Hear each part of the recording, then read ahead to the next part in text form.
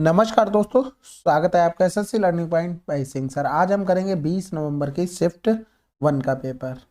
चलिए फिर स्टार्ट करते हैं बिना देरी किए हुए। पहला सवाल कह रहा है, एक मशीन पर 30,000 के अंकित मूल्य पर 16% व्यापार छूट दी गई है। ठीक है, कुछ नगद छूट के बाद मशीन इतने रुपए में बेचा गया, नगद छूट कितनी थी। अब देखो 30,000 रुपए की चीज थी, 16% की छूट यानी कि 84% बचा। नगद छूट कितनी दी गई थी हमें नहीं पता है, लेकिन ये पता है 23,184 में बेचा गया। तो ये जीरो से यहाँ जीरो चला गया। अब इधर 3 हो रहा है, 2 1 3 हो रहा है, 8 4 12, 3 से कट जाएगा तो 3 एकम 3 करते हैं। इधर करेंगे तो 3 सत्ते 21 हो गया, 3 सत्ते 21, 3 दूनी 6, 3 अट्ठे 24 हो गया। फिर इधर करेंगे तो 4 दूनी 8, 4 एकम 4 हो गया, 4 एकम 4, 3 बच गया, 4 नेम 36, 4 3 12, 4 दूनी 8 हो गया। 7 से काटते हैं, चलो 7 से काटते हैं, 7 3 21 हो गया, 7 दूनी 14, 5 बच गया, 7 7 49, 4 बच गया, 7 छक्के 42 हो गया। 7 2 9, 3 से भी कट जाएगा तो 3 नेम 27 हो गया, 3 दूनी 6 हो गया। अभी भी कट जाएगा लेकिन काटने की जरूरत नहीं, 100 की चीज यानी कि अब जो फाइनल प्राइस आया वो 119, यानी कि जो नगद छूट थी वो कितनी थी, 8 रुपए की। किस पर, 100 पर। गुणे में 100 कर देंगे यानी कि फाइनल हमारी छूट भी आ गई कितनी, 8% निकल के। अगला सवाल देखो भाई, कह रहा है यदि 6 सेंटीमीटर व्यास वाले एक टुकड़े एक बड़े गोले से इतने समान छोटे गोले काटे बनाए जाते हैं तो छोटे गोले की त्रिज्या कितनी होगी।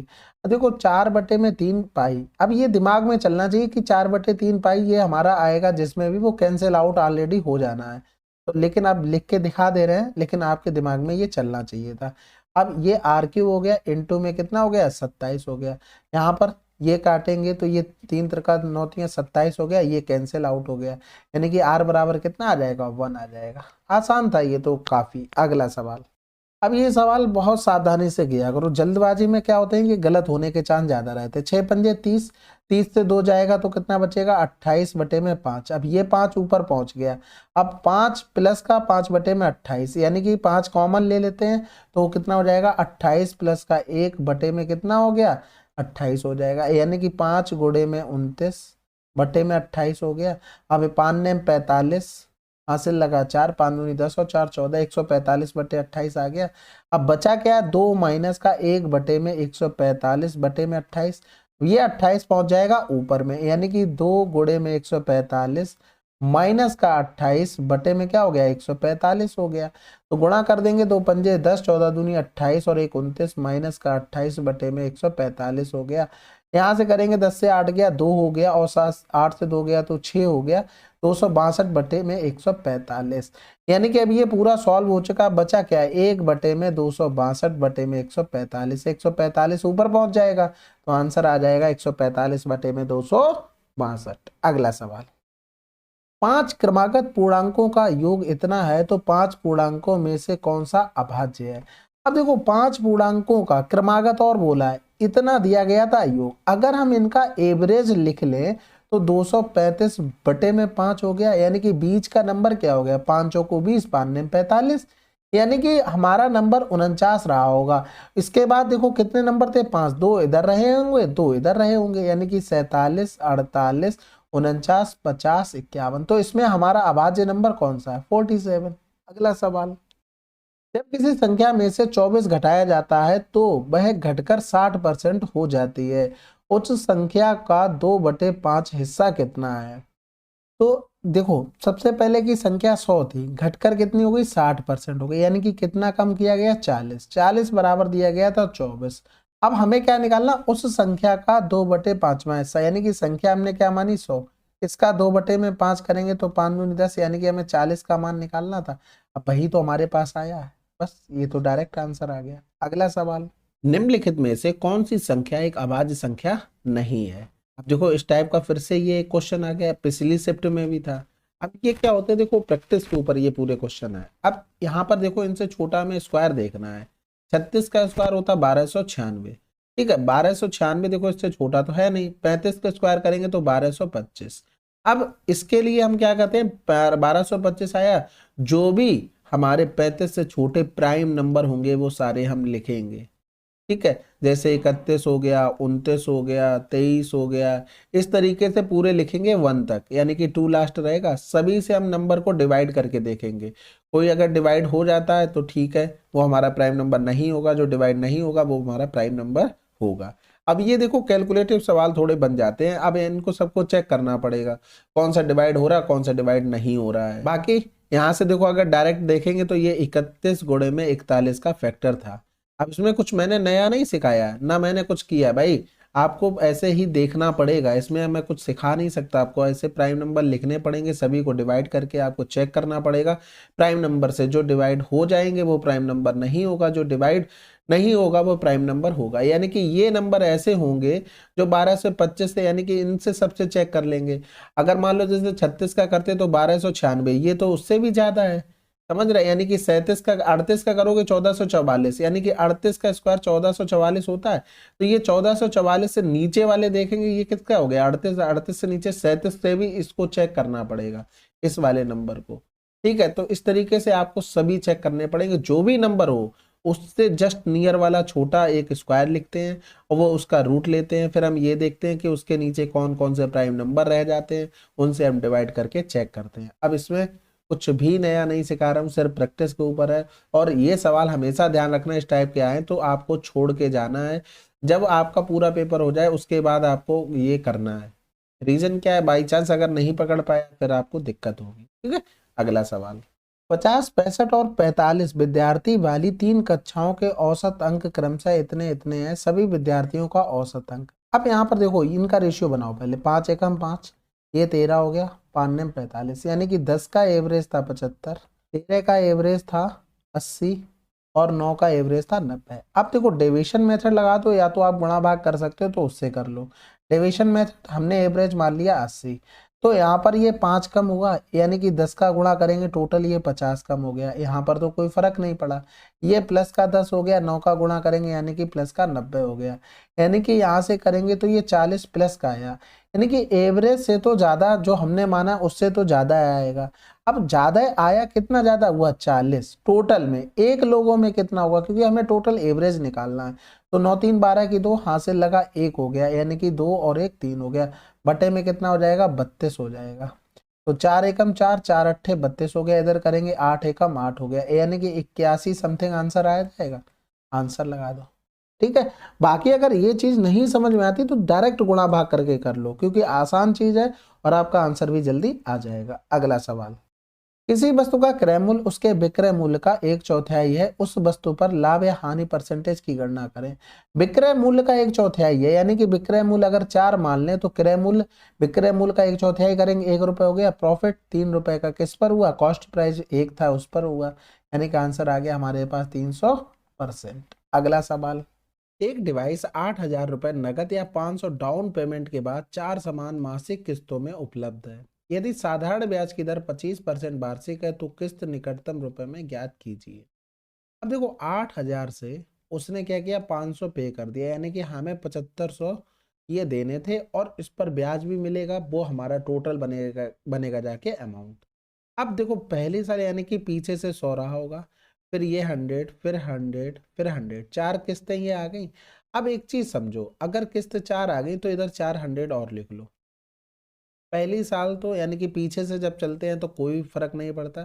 दूसरे साल में क्या होता है, जैसे रेट अगर हम लिखें 25% 12 महीने की है, तो एक महीने कितनी होगी 25/12, तो 25/12 गुणे में कर देंगे 1 जब दूसरे में पहुंचेंगे, फिर 25/12 तीसरे में पहुंचे तो गुणे कर देंगे 2, फिर 25/12 गुणे में कर देंगे कितना 3। ये हमेशा ध्यान रखना, जब आगे हम चलते तो पहले साल कुछ नहीं करते, फिर दूसरी साल में 1 का गुणा, तीसरी साल में 2 का गुणा, चौथी साल में 3 का, पांचवें में जाते तो 4 का गुणा। अब यहाँ से अगर हम टोटल देखते हैं हमारे हिसाब से टोटल अमाउंट कितना आ रहा है, तो टोटल इनको जोड़ोगे तो डिफरेंस सब में बराबर है, एवरेज निकालेंगे तो 100 प्लस में 100 इधर कर देंगे 3 चौकू 12 प्लस में 25/4, यानी कि फर्स्ट टर्म प्लस का लास्ट टर्म बटे में 2, ये आ गया एवरेज। टोटल टर्म कितने थे 4, 4 का गुणा कर देंगे तो सम बन गया, यानी कि 825/4 गुणे में 2 गुणे में 4, 4 से 4 कैंसिल, यानी कि इनका सम कितना आया 825/2 आया। लेकिन हमको कुल मिलाकर पे कितना करना था भाई। देखो अगर 25% लिखते तो 1 साल को गई, 4 महीने का अगर ओवरऑल देख ले, 4 किस्तें जानी, 4 महीने का ओवरऑल देख लेते तो ये आ जाता 25/3%। परसेंटेज को अगर 300 का गुणा करेंगे तो ये बन गया 1/12। अगर 12 प्रिंसिपल है, एक अगर ब्याज मिल रहा, जोड़कर 13/12 पे करना पड़ेगा।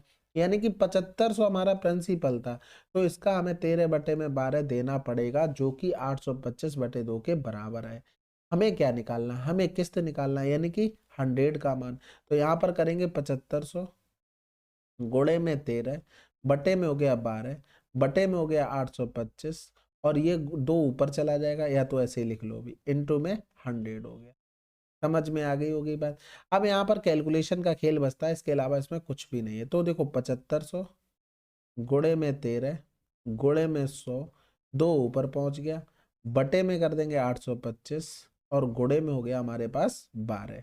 अब यहाँ से 25 तिया 75 हो गया, डबल जीरो आ गया, 25 एकम 25 तिया 75, बचा कितना 7, 25 तिया 75 हो गया। फिर यहाँ पर 100 हो गया, 3 एकम 3, 3 एकम 3 हो गया। इधर करेंगे तो 2 छक्के 12 हो गया, यानी कि 2 तिया 6, 2 पंजे 10 हो गया। तो करेंगे 13 पंजे 65। अब कहाँ लिख लें, यहाँ लिख ले रहे 65, और कितने जीरो, 1 2 3 जीरो, बटे में आ गया 33। अब यहाँ पर देखो कैलकुलेशन की बात आती है, आप सिंपल सा ऑप्शन का सहारा लेके हम इधर कर लेते हैं, ठीक है। इस साइड करते हैं तो 65,000 डिवाइड बाई 33 करना है। ऑप्शन का सहारा लेते हैं, ऑप्शन का सहारा लो। सबसे पहले देखो ऑप्शन में सबसे आगे क्या लिखा है, 1 लिखा है, तो ये 1 से डिवाइड कर देते हैं। तो 5 से 3 गया 2 गया, 6 से 3 गया 1, उतारा लिया 0। दूसरे नंबर पे सबसे बड़ा 9 लिखा, 9 तिया 27 होता है, 5 से 3 गया 2, 6 से 3 गया 3 होगा, ठीक है। दूसरे नंबर पे 9 लिखा है सबसे बड़ा, तो 9 तिया 27, यानी कि एक ऑप्शन कैंसिल आउट हो चुका है। तो यहाँ पर 9 का गुणा करेंगे, 9 तिया 27 हो गया, 9 तिया 27 तो 29 हो गया। 10 से 7 गया तो 3 बच गया, 11 से 9 गया तो 2 बच गया। फिर उतारा लिया हमने 0 का। अब देखो 230 बन गया। ऑप्शन में तीसरे नंबर पे सबसे बड़ा 8 लिखा था, 8 तिया 24, 230 से बड़ा है, हटा दो। फिर आ गया 7, 7 तिया 21 हो गया, 7 तिया 21 और 2 23 हो गया। तो 7 से तो भाग नहीं जा रहा है। अब यहाँ पर हम क्या करते हैं, 6 से भाग करते हैं, क्योंकि छोटा आना चाहिए। तो 6 तिया 18 हो गया, और 6 तिया 18 1 19 हो गया, ठीक है। तो यहाँ पर 10 से 8 गया तो 2 बच गया, और 12 से 9 गया तो 3 बच गया। फिर उतारा लिया 0 का। फिर हम यहाँ पर देखेंगे 320, जो कि हम ऊपर कर चुके हैं, यानी कि 9 बार भाग जाएगा, यानी कि लगभग लगभग 1969। इसको राउंड ऑफ करेंगे तो 1970 हम लिख सकते हैं। यही हमसे पूछा है, निकटतम निकालना था, तो आंसर आ गया 1970।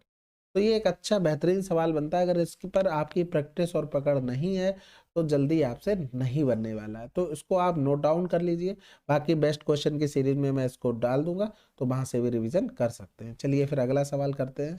एक धात्विक पाइप की आंतरिक त्रिज्या इतनी है और इसकी बाह्य त्रिज्या इतनी है। यदि पाइप का लंबाई इतनी है तो पाइप के लिए उपयुक्त धातु का आयतन बताना। यानी कि खोखले बेलन का हमें आयतन बताना, और कुछ नहीं, क्योंकि पाइप हमारा कैसा होता है, बेलनाकार होता है।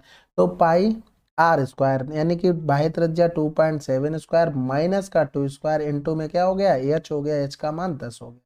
22/7 इंटू में हो जाएगा 4.7, इंटू में हो जाएगा 0.7, इंटू में 10 हो गया। ये पॉइंट चला गया इससे, और ये 7 से 7 चला गया, तो 22 सत्ते 154 हो गया, हासिल लगा 15, 22 चौक 88, 88 में 10 जोड़ा 98, 5 103, एक के बाद पॉइंट आ गया। अब ये यहाँ पर हमने डायरेक्ट कैसे कर दिया, a माइनस बी और a प्लस बी का ये फार्मूला हमने लगा दिया, इसलिए हमने डायरेक्ट कैलकुलेशन कर ली। अगला सवाल।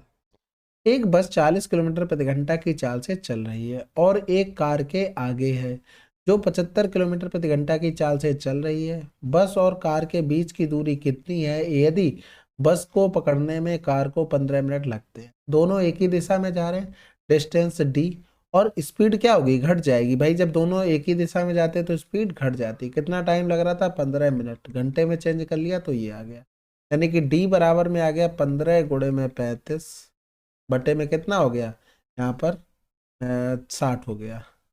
15 चौकू 60 हो गया, 4 अट्ठे 32 हो गया, 3 बचा, 4 सत्ते 28, 4 पंजे 20, यानी कि 8.75 किलोमीटर। आसान सवाल था। अगला सवाल।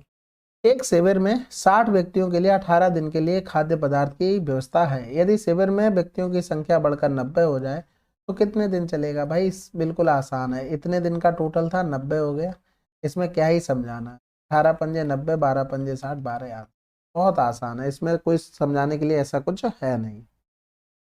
32,760 की राशि ऋण ली गई, इसकी चुकौती 3 समान वार्षिक किस्तों में की जानी है। यदि ब्याज 20% वार्षिक चक्रवृद्धि है तो प्रत्येक किस्त की राशि कितनी होगी? 3 समान किस्तों में, तो यहाँ पर क्या होता है, प्रिंसिपल और इंस्टॉलमेंट यानी कि किस्त चलती है। 20% मतलब 1/5, तो 5 से कितना हो गया 6।